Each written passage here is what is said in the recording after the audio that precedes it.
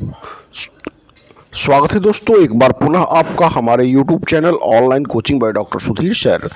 और एक बार पुनः उपस्थित हम आपके बीच में एक नए प्रैक्टिस सेट के साथ। दोस्तों, जैसा कि अब प्रतीत हो रहा है आपकी तैयारी सही दिशा में चल रही होगी और प्रैक्टिस सेट उसकी महत्ता और बढ़ जाती है जब आपकी तैयारी का आकलन उसके माध्यम से संपन्न हो पाता है। शुरुआत करेंगे प्रैक्टिस सेट 27, जो अभी तक मैंने 26 प्रैक्टिस सेट प्रोवाइड कर दिए हैं। प्रैक्टिस सेट 27 के साथ पहला प्रश्न है, यद्यपि इसकी शुरुआत हम करेंगे करंट अफेयर्स के साथ। पहला प्रश्न है, स्पेस पावर बनने की होड़ में किस देश ने अंतरिक्ष में दुनिया का पहला सैन्य अभ्यास किया। दोस्तों, जैसा कि आप जानते हैं, आयोग की जो 6 यूनिट्स है उसमें जो मैंडेटरी है उसमें 4 प्रश्न एक इकाइयों से आने की बात कही गई है। हमारी जो तैयारी यहाँ पे चल रही है वह हर एक यूनिट से 4 से 5 प्रश्नों को संकलन करने की है, जिससे कि 4 संतुलित रूप से तैयारी को सही दिशा दी जा सके। यहाँ पहला प्रश्न हमने आपसे पढ़ा था करंट अफेयर्स का, इंटरनेशनल अफेयर्स से रिलेटेड है। स्पेस पावर बनने के होड़ में किस देश ने अंतरिक्ष में दुनिया का पहला सैन्य अभ्यास किया। दोस्तों, इसका सही जवाब हुआ फ्रांस। फ्रांस ने अंतरिक्ष में मिलिट्री एक्सरसाइज मार्च में संपन्न किया। दोस्तों, हम आपको बता दें कि वर्तमान समय में आज का जो तकनीक की स्थिति है उसमें बहुत कुछ हिस्सा हमारा अंतरिक्ष से जुड़ा हुआ है। बहुत सारे कार्य हमारे सैटेलाइट से जुड़े हुए हैं और अगर कोई देश सैटेलाइट को तबाह कर दे तो उससे वह देश तकनीकी तौर पर बर्बाद हो सकता है। फ्रांस, रूस और अमेरिका को टक्कर देते हुए इस दिशा में आगे बढ़ रहा है। बढ़ेंगे दूसरे प्रश्न की तरफ। और दूसरा प्रश्न यहाँ पर हमने संकलित किया आपसे, आपके लिए, भारत के किस पड़ोसी देश ने हाल ही में बुर्का पहनने पर प्रतिबंध और 1000 मदरसा बंद करने का फैसला किया है। दोस्तों, पब्लिक सिक्योरिटी के पॉइंट ऑफ व्यू से और वहाँ पर अंतरिम सुरक्षा के दृष्टिकोण से श्रीलंका सरकार ने इस तरह का निर्णय लिया है। श्रीलंका सरकार ने देश में 1000 से ज़्यादा इस्लामिक स्कूलों मदरसों को बंद करने का फैसला लिया है। यह उनके देश का आंतरिक मामला हो सकता है, तो श्रीलंका इसका सही जवाब हुआ। बढ़ चलेंगे तीसरे प्रश्न की तरफ। और तीसरा प्रश्न जो है वह भारत से संबंधित है। केंद्रीय प्रदूषण नियंत्रण बोर्ड ने भारत के विभिन्न राज्यों के 112 सबसे पॉल्यूटेड प्लेसेज यानी कि प्रदूषित स्थलों की सूची जारी की है, जिसमें सबसे अधिक प्रदूषित जगह किस राज्य में है। यहाँ पर जो 4 राज्य दृष्टिगत हो रहे हैं उनमें हम आपको बता दें कि जो सही जवाब होगा वह होगा उड़ीसा। उड़ीसा के 23 जगह जो हैं प्रदूषित पाए गए हैं। जो पर्यावरण मंत्रालय के द्वारा जो प्रदूषित स्थलों की पहचान की गई है उसमें 23 प्रदूषित स्थल उड़ीसा से पाए गए हैं, तो उड़ीसा इसका सही जवाब हुआ। बढ़ चलेंगे अगले प्रश्न की तरफ। और अगला प्रश्न है जो स्पोर्ट्स से रिलेटेड है। ब्राज़ील के लीजेंड प्लेयर पेले, जिन्हें ब्लैक पर्ल के नाम से भी जाना जाता है, कि ओवरऑल गोल करने के रिकॉर्ड को तोड़ते हुए फुटबॉल के इतिहास में सबसे ज़्यादा गोल दागने वाले दुनिया के नंबर 1 खिलाड़ी कौन बन गए हैं। यहाँ पर आप प्रश्न देखेंगे, प्रश्न थोड़ा लंबा है, लेकिन इस प्रश्न से आपको 2-3 उत्तर अपने आप स्वतः मिल जाएंगे। ब्राज़ील के लीजेंड प्लेयर पेले, जिन्हें ब्लैक पर्ल कहा जाता है, तो ब्लैक पर्ल पेले एक क्वेश्चन आपका हो गया। सबसे ज़्यादा रिकॉर्ड किसका गोल मारने का था, पेले का था, वो भी क्लियर हो गया। इसके बाद इसको तोड़ा किसने है, तो तोड़ा है क्रिस्टियानो रोनाल्डो ने। पुर्तगाल के स्टार फुटबॉल खिलाड़ी क्रिस्टियानो रोनाल्डो ने इस 770 गोल करके ओवरऑल पेले के ऑफिशियल अकाउंट के मुताबिक 767 यानी 767 गोल दागने के रिकॉर्ड को तोड़ दिया है। चौथे का ए बिल्कुल सही जवाब हुआ। बढ़ चलेंगे अगले प्रश्न की तरफ। और अगला प्रश्न भी जो है वह आपके BBC sports women of the year 2020 का अवार्ड किस खिलाड़ी ने जीता है। दोस्तों, BBC sports women of the year 2020 का अवार्ड कोनेरी हेम्पी, चौथा जो ऑप्शन आपको यहाँ दिख रहा है 5वें का डी, इसकी घोषणा की गई है महिला दिवस के अवसर पर 8 मार्च 2021 को। भारतीय शतरंज खिलाड़ी Koneru Humpy world rapid chess championship की मौजूदा विजेता भी हैं और साथ ही साथ हम्पी शतरंज के इतिहास में सबसे कम उम्र की ग्रैंड मास्टर भी हैं। तो हम कॉर्नेली हम्पी आप याद रखेंगे। BBC sports women sports of the year 2020। बढ़ चलेंगे अगले प्रश्न की तरफ, और अगला प्रश्न भी बहुत ही महत्वपूर्ण है दोस्तों, और ऐतिहासिक भी है, प्रथम भी है, क्योंकि जब भी कोई चीज़ें प्रथम स्वरूप में आती हैं आपको याद रखना चाहिए। इन बातों से मैं इंगित कर चुका हूं आपको। हाल ही में तलवारबाजी में ओलंपिक के लिए क्वालिफाई करने वाली पहली भारतीय महिला कौन बनी है? ओलंपिक में तलवारबाजी के लिए पहली, यहाँ पे जो सही जवाब हुआ वह हुआ भवानी सिंह, छठे का सी। तमिलनाडु की भवानी देवी इस साल होने वाले टोक्यो ओलंपिक के लिए क्वालिफाई करने वाली पहली भारतीय तलवारबाज बन गई हैं। तो भवानी सिंह इसका सही जवाब हुआ। बढ़ चलेंगे अगले प्रश्न की तरफ, और अगला प्रश्न जो है वह संबंधित है टीचिंग एप्टीट्यूड से। दोस्तों, जैसा कि आप जानते हैं, मैंने आपसे प्रारंभ में ही बताया था कि आपके तैयारी का जो 6 यूनिट है, 6 आयाम हैं, उनसे आपकी जो प्रिपरेशन होनी चाहिए वह पूर्णतः सही स्वरूप में होनी चाहिए। सारे पोर्शन को आपको टच करना होगा, सारे जगह से आपको प्रिपरेशन करने होंगे, और जहाँ तक हम समझते हैं कि आपकी तैयारी सही दिशा में जा रही होगी। आपने फॉर्म फिलअप कर दिया होगा, और जैसा कि टेंटेटिव डेट मई में है आपको पता है। तो टीचिंग एप्टीट्यूड भी खासा मायने रखता है, थोड़ा सा टफ इस पोर्शन को माना जाता है, लेकिन उतना टफ भी नहीं है। अगर निरंतर प्रैक्टिस की जाए तो सारी चीज़ें आसान हो जाती हैं, and practice makes a man perfect, you know very well.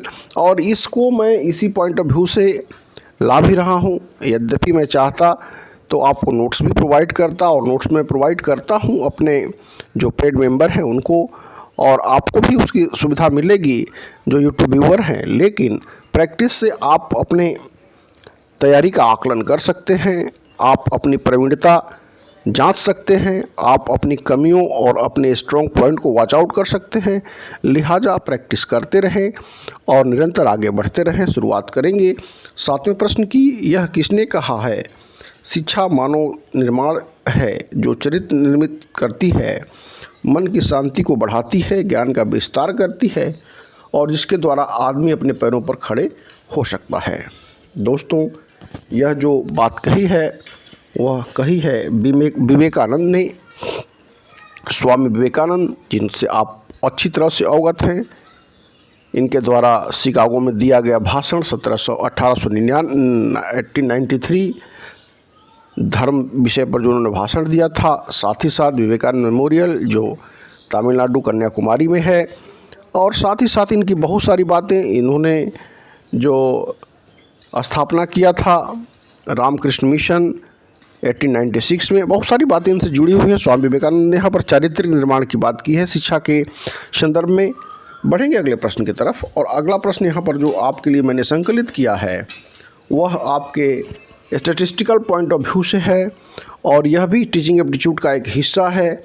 आप इन सारी चीज़ों से अवगत हैं, और यहाँ पे जो मैंने चयन किया है आपका चरों को मापने के क्रम में निम्न में से किस मापनी में अंक या बिंदु समान दूरी पर होते हैं और शून्य बिंदु अर्थपूर्ण होता है? दोस्तों, इस तरह के प्रश्न थोड़े टेक्निकल प्रश्न होते हैं, लिहाजा इसमें आपकी प्रवीणता आवश्यक हो जाती है। दोस्तों, अनुसंधान के अध्ययन के लिए चरों का मापन आवश्यक होता है, और इसकी जो बात की थी स्टीवन ने की थी। स्टीवन के अनुसार चरों को मापने के लिए 4 स्केल होते हैं, जिसमें सांकेतिक मापनी, क्रमसूचक मापनी, अंतराल मापनी और अनुपात मापनी। हम आपको बता दें, nominal scale, ordinal scale, interval scale और रेशियो स्केल। और यहाँ पर जो उत्तर आपका होगा वह होगा रेशियो स्केल, क्योंकि यह परिमाणात्मक जानकारी एकत्रित करने के लिए उपयोग किया जाता है। तो यहाँ पर अनुपात मापनी इसका सही जवाब हुआ, रेशियो स्केल इसका सही जवाब हुआ। बढ़ चलेंगे अगले प्रश्न की तरफ, और अगला प्रश्न जो है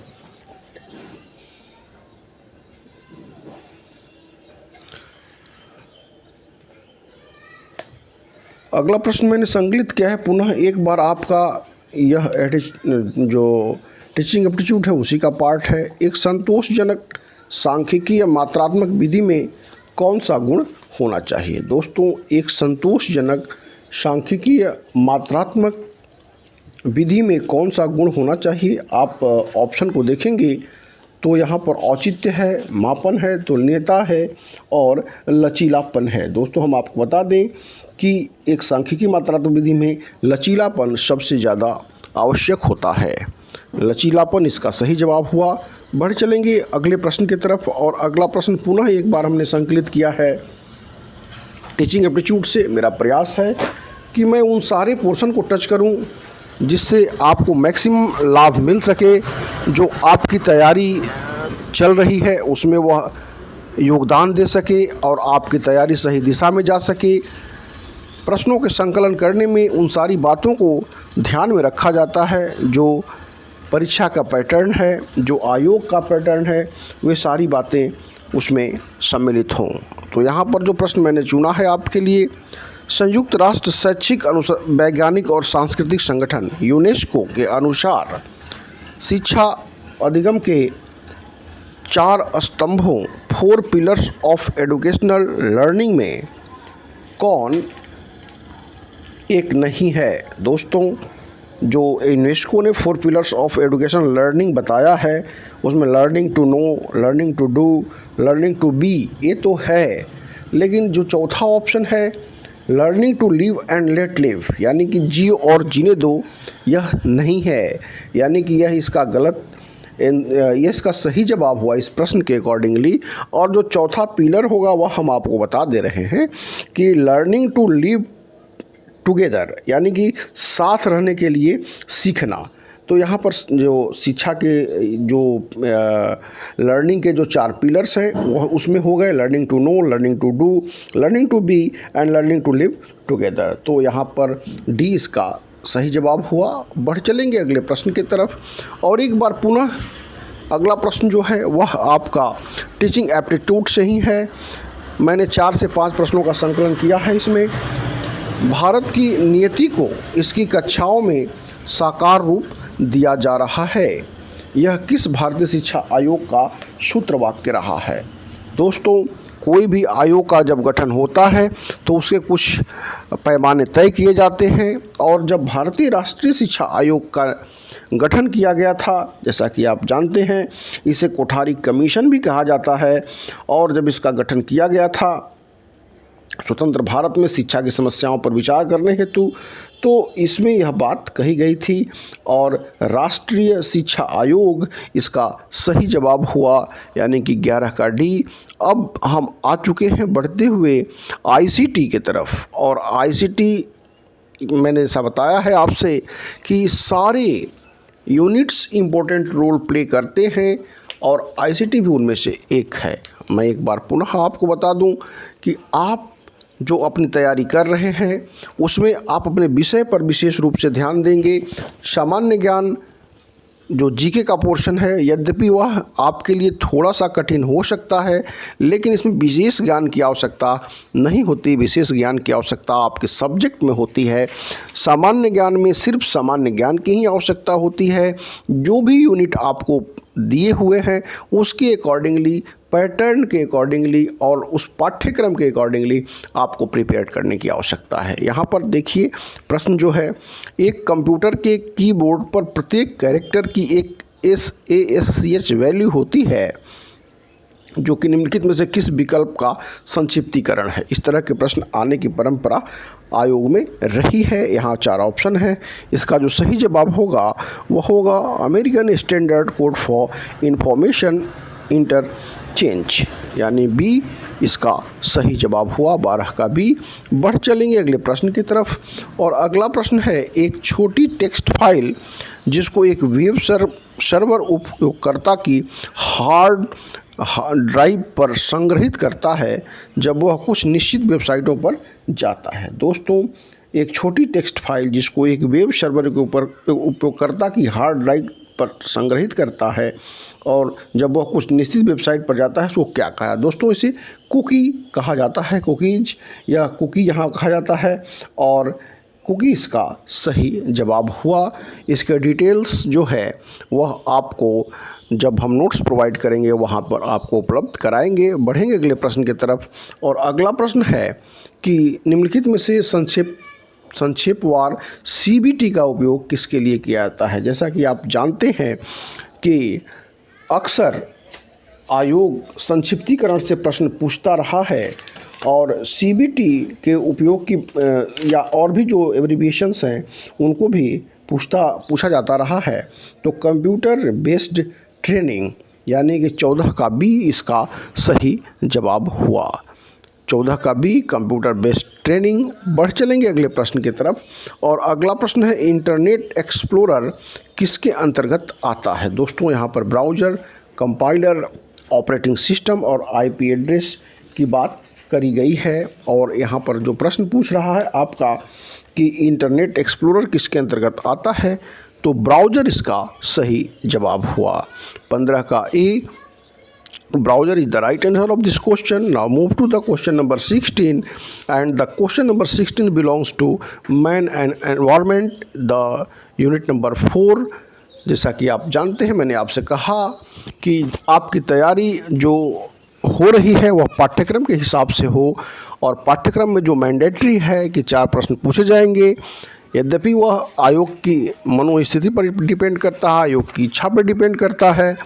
बहरहाल हम आ गए हैं 16वें प्रश्न की तरफ। और 16वां प्रश्न है भारत में आपदाओं के प्रबंधन के लिए राष्ट्रीय आपदा प्रबंधन अधिनियम किस वर्ष अस्तित्व में आया। दोस्तों भारत में आपदाओं के प्रबंधन के लिए वर्ष 2005 यानी कि 16 का बी सही जवाब हुआ में आपदा प्रबंधन कानून बना। राष्ट्रीय आपदा प्रबंधन संस्थान तथा राष्ट्रीय आपदा प्रबंधन प्राधिकरण की स्थापना की गई। इस तरह से आपका जो जवाब हुआ 2005। इस तरह की अधिनियम और इस तरह के जो कानून बने हैं पर्यावरण संबंधित, उन्हें निश्चित तौर पर आपको याद करने की आवश्यकता है। बढ़ चलेंगे अगले प्रश्न की तरफ। दोस्तों अगला प्रश्न जो है, मैंने बताया था आपसे कि निम्नलिखित में से पृथ्वी पर वातावरण के अस्तित्व का कारण क्या है। क्या कारण है पृथ्वी पर वातावरण, क्योंकि जैसा कि आप जानते हैं जितने भी प्लानेट हैं वहाँ पर अभी उस तरह का वातावरण नहीं है जिसमें कि मानव या कोई भी चीज़ें सस्टेन कर पाएँ, निवास कर पाएँ, रह पाएँ, सर्वाइव कर पाएँ। पृथ्वी ही हमारी एक सस्य श्यामला वसुंधरा है, और इसका सबसे बड़ा कारण है पृथ्वी का गुरुत्वाकर्षण बल। और इस तरह का बल जो कि एटमॉस्फेयर को खींच करके रखा हुआ है, पृथ्वी का गुरुत्वाकर्षण बल के सिद्धांत से आप पूरी तरह से अवगत होंगे। और 17 का सी इसका सही जवाब हुआ। बढ़ेंगे अगले प्रश्न की तरफ। और अगला प्रश्न है निम्न में से किस राज्य में वन उस राज्य के क्षेत्रफल का सबसे अधिक प्रतिशत है। दोस्तों इस तरह के प्रश्न अक्सर आते रहे हैं। 1 से 1 या 2 प्रश्न निश्चित तौर पर आते रहे हैं। यहाँ पर जो कन्फ्यूजन होता है वह होता है मध्य प्रदेश को लेकर के। जब यह प्रश्न पूछता है सबसे ज़्यादा वन क्षेत्र किस राज्य में है, तो वहाँ पर मध्य प्रदेश आ जाता है। लेकिन उस राज्य की भूमि के हिसाब से, क्षेत्रफल के हिसाब से जब प्रश्न पूछता है तो वहाँ पर मिजोरम का परसेंटेज सबसे ज़्यादा हो जाता है। तो 18 का ए मिजोरम इसका सही जवाब हुआ। और अगला प्रश्न जो है वह आपका पुनः पर्यावरण से है, और इस तरह के प्रश्न भी आयोग में आते रहे हैं। पर्यावरणीय संरक्षण के दृष्टिकोण से विश्व का कौन सा द्वीप पक्षियों के लिए आरक्षित है। यह थोड़ा सा यूनिक प्रश्न है, लेकिन यूनिक प्रश्न पूछने की परंपरा चाहे वह उत्तर प्रदेश लोक सेवा आयोग हो या उच्चतर शिक्षा सेवा आयोग हो, प्रारंभ से ही रहा है और होना भी चाहिए। जहाँ पर थोड़ी आपकी विद्वता की परख हो, जहाँ पर थोड़ी चीज़ें इस तरह से हों जो सामान्य से थोड़ी सी हट के हों, जिससे आपका चयन सुनिश्चित हो सके, तो कजिन द्वीप इसका सही जवाब हुआ। दोस्तों कजिन आइलैंड जो सेशेल्स का एक आइलैंड है, जिसको कि वहाँ की सरकार ने खास तौर पर पक्षियों के अभ्यारण्य के लिए सुरक्षित रखा हुआ है, तो यहाँ पर कजिन द्वीप बिल्कुल सही जवाब हुआ। बढ़ चलेंगे अगले प्रश्न की तरफ। और अगला प्रश्न आप देखें, बड़ा ही महत्वपूर्ण प्रश्न है। अगला प्रश्न जो यहाँ पर मैंने संकलित किया है आपके लिए, ऑपरेशन थंडरबर्ड। ध्यान दीजिएगा, थंडरबर्ड में नहीं बोला, थंडरबर्ड बोला है, का संबंध किससे है। यहाँ जो 4 ऑप्शन दृष्टिगत हो रहे हैं, जैसा कि आप जानते हैं प्रारंभ से ही आपके समय को ध्यान में रखते हुए हमें ऑप्शन पढ़ने की आदत नहीं है। तो यहाँ पर जो सही जवाब हुआ वह होगा 20 का सी, वन्य जीवों के प्रति हो रहे अपराधों से। ऑपरेशन थंडरबर्ड जो 30 जनवरी से 19 फरवरी 2017 के मध्य वन्य जीव अपराध नियंत्रण ब्यूरो द्वारा चलाया गया था और इस ऑपरेशन का उद्देश्य वन्य जीवों के प्रति हो रहे अपराध को नियंत्रित करना था। तो यहाँ पर आपका 20 का सी बिल्कुल सही जवाब हुआ। अगला प्रश्न है निम्नलिखित में से 21वां प्रश्न, निम्नलिखित में से कौन एक यूनेस्को द्वारा प्रमाणित क्षेत्रफल की दृष्टि से, ध्यान देंगे आप, यूनेस्को द्वारा प्रमाणित, क्योंकि इस तरह के सारे जो भी वन क्षेत्र या जो भी सेंचुरीज होती हैं, जो भी जैवमंडलीय क्षेत्र होते हैं, उसकी एक प्रमाणिकता होती है। और यहाँ पर प्रश्न पूछ भी रहा है यूनेस्को द्वारा प्रमाणित क्षेत्रफल की दृष्टि से भारत की बृहत्तम जैवमंडलीय निधि है। तो जैवमंडलीय निधि जो है वह है मन्नार की खाड़ी। 21 का डी बिल्कुल सही जवाब हुआ। बढ़ चलेंगे अगले प्रश्न की तरफ और अगला प्रश्न जो है वह आपका नेशनल मूवमेंट से है। बड़ा ही महत्वपूर्ण प्रश्न है और इस प्रश्न को संकलित करने के लिए मैंने थोड़े से उस तरह के प्रश्नों को चयन किया है जो थोड़ा सा अलग सा हट के है। आज़ादी को आज हम अपने शीश फूल चढ़ा देने वाले पागल पुजारियों की आवश्यकता है, ऐसे नौजवानों की आवश्यकता है जो अपना सिर काटकर स्वाधीनता देवी को भेंट चढ़ा सकें। स्वतंत्रता आंदोलन के दौरान कही गई उक्तियाँ किसकी हैं? यह आपको बता दें कि यह उस लाइन का पिछला हिस्सा है जिसमें सुभाष चंद्र बोस ने कहा था, तुम मुझे खून दो मैं तुम्हें आज़ादी दूंगा। यह उस भाषण का अंश है दोस्तों, जिसको कि मैंने आपके लिए संकलित किया है। तो यहाँ पर जो सही जवाब हुआ वह हुआ सुभाष चंद्र बोस। सुभाष चंद्र बोस जिससे आप निश्चित तौर पर अवगत होंगे। इनसे संबंधित बहुत सारे प्रश्न हम आपको लेकर पहले भी उपस्थित हो चुके हैं। इससे पूर्व भी मैंने 23 जनवरी जो भारतीय सरकार ने पराक्रम दिवस इस बार शुरू किया है, निश्चित तौर पर आपके जेहन में होगा। इससे पहले मैंने करंट अफेयर्स के प्रैक्टिस सेट में प्रोवाइड किया था। दोस्तों सारे पैटर्नों पर आपको ध्यान देने की आवश्यकता है। मैं अच्छी तरह समझ सकता हूँ आप विज्ञ हैं, आप बुद्धिमान हैं, आप डिजर्विंग हैं, आप नेट हैं, आप पीएचडी हैं। निश्चित तौर पर आपकी जो पढ़ाई है, निश्चित तौर पर आपकी जो प्रिपरेशन है वो सही दिशा में जा रही होगी। यद्यपि जीके का पोर्शन इंपॉर्टेंट रोल प्ले करता है, जैसा कि आप जानते हैं। उसके एक प्रश्न की गलती आपको कोसों दूर कर सकती है सफलता से। लिहाजा अगर आप मेरिट लिस्ट में बने रहना चाहते हैं तो इसको थोड़ी तत्परता और सूचिता के साथ अध्ययन करेंगे। और इसमें अगर कहीं कोई कठिनाई आती है तो मेरे पोर्टल पर, मेरे व्हाट्सएप ग्रुप पर आपका स्वागत है। बहुत ही न्यूनतम राशि अदा करके आप उन सारी चीज़ों को प्राप्त कर सकते हैं।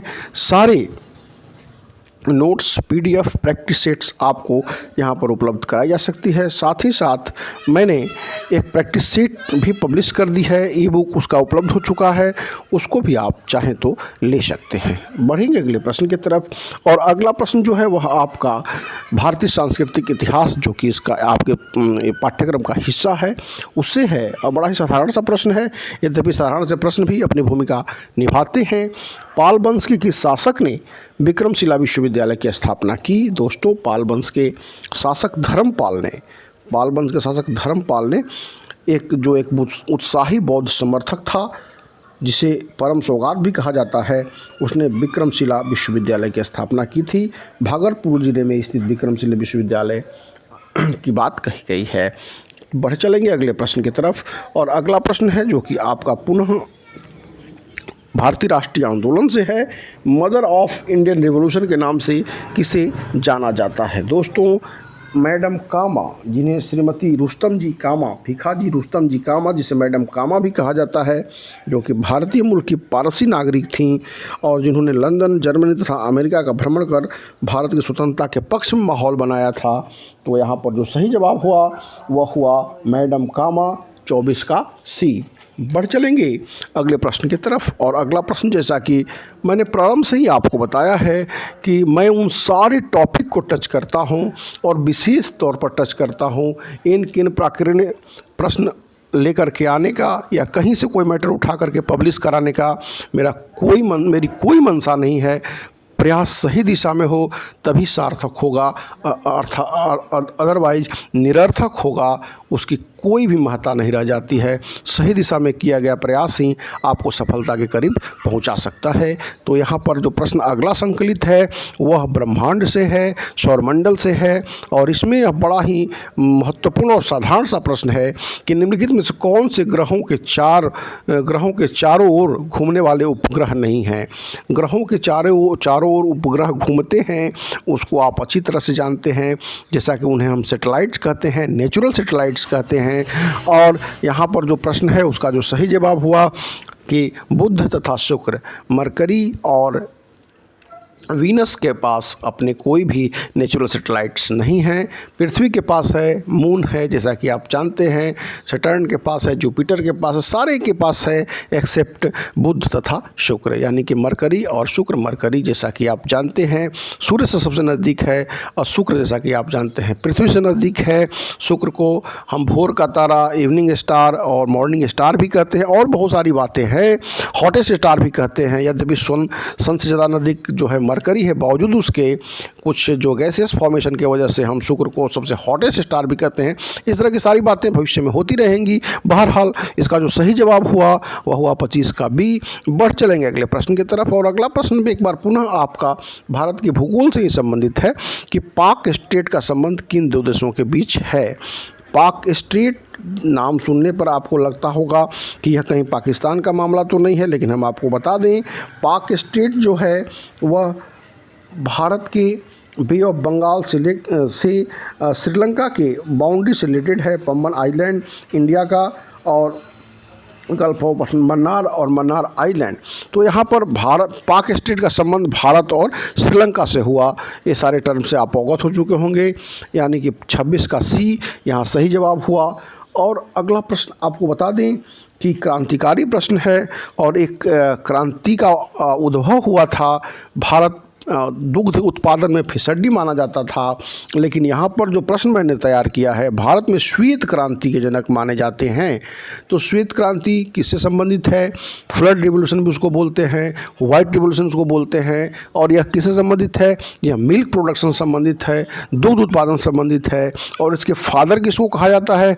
तो डॉक्टर वी कुरियन, वर्गीज कुरियन को कहा जाता है। दोस्तों इसके बारे में हम आपको बता दें, वर्गीज कुरियन के आगमन के पश्चात दुनिया का सर्वाधिक दूध उत्पादक देश बनने वाला भारत, और इसका श्रेय जाता है डॉक्टर वर्गीज कुरियन को। दोस्तों इस तरह की बहुत सारी क्रांतियां और क्रांतियों को लेकर के आने का आयोग का एक पैटर्न रहा है, तो आप उससे अवश्य अवगत हो लिए होंगे।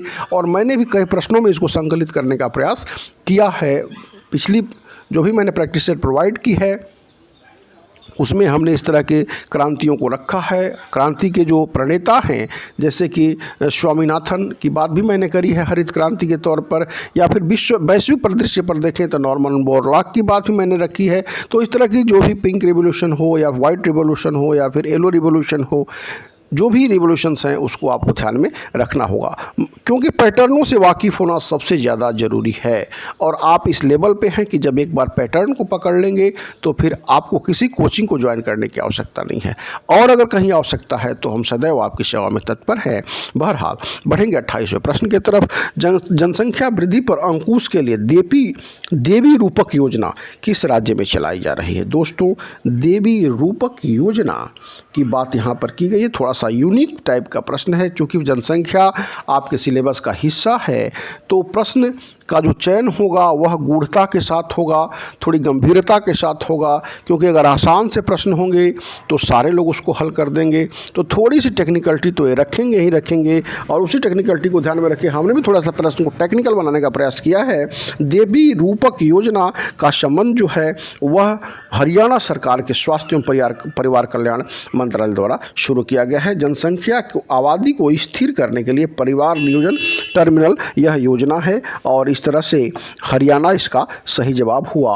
और अब हम आ चुके हैं दोस्तों इकोनॉमिक पार्ट ऑफ व्यू से, और ये 29वां और 30वां जो प्रश्न है आपका वह इकोनॉमिकल पॉइंट ऑफ व्यू से है, और वह आपके तैयारी का एक बहुत महत्वपूर्ण हिस्सा है इकोनॉमिकल पॉइंट ऑफ व्यू से। जैसा कि हम आपको बता दें कि अक्सर प्रश्न पूछे जाते हैं भारतीय अर्थव्यवस्था से, और भारतीय अर्थव्यवस्था में जो यह प्रश्न संकलित किया गया है कि अल्पकालिक अवधि के लिए रिजर्व बैंक द्वारा कमर्शियल बैंक से जिस ब्याज दर पर नकदी प्राप्त की जाती है कहलाता है।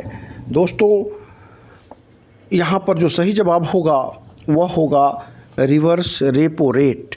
रिवर्स रेपो रेट अल्पकालिक अवधि के लिए रिजर्व बैंक द्वारा कमर्शियल बैंक से जिस ब्याज दर पर नकदी प्राप्त की जाती है रिवर्स रेपो रेट कहलाता है। और अब आ चुके हैं हम तीसरे प्रश्न की तरफ। और तीसवां प्रश्न जो यहाँ पे है रिवर्स रेपो रेट, इसका सही जवाब हुआ। इस तरह के डिफिनीशन जैसे राजकोषीय घाटा, बजट घाटा, इस तरह के प्रश्न आते रहे हैं और आगे भी इस तरह के प्रश्नों को लेकर मैं उपस्थित होता रहूँगा।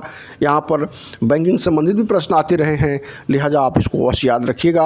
अब बढ़ते हुए हम आ चुके हैं तीसवें प्रश्न की तरफ, अंतिम प्रश्न की तरफ, और इसके साथ यह श्रृंखला समाप्त हो जाएगी। भविष्य में भी हम और प्रश्नों के साथ उपस्थित होते रहेंगे। जैसा कि मैंने कहा कि तैयारी के दौरान नोट्स को लेकर के, प्रैक्टिस सेट को लेकर के, किसी भी तरह की गाइडलाइन को लेकर के, क्विज को लेकर के, प्रिपरेशन को लेकर कहीं कोई आवश्यकता आती है तो आप थोड़ी सी न्यूनतम शुल्क अदा करके हमसे जुड़ सकते हैं। अगला और अंतिम प्रश्न है, भारतीय बीमा विनियामक और विकास प्राधिकरण का मुख्यालय किस शहर में स्थित है? RDAI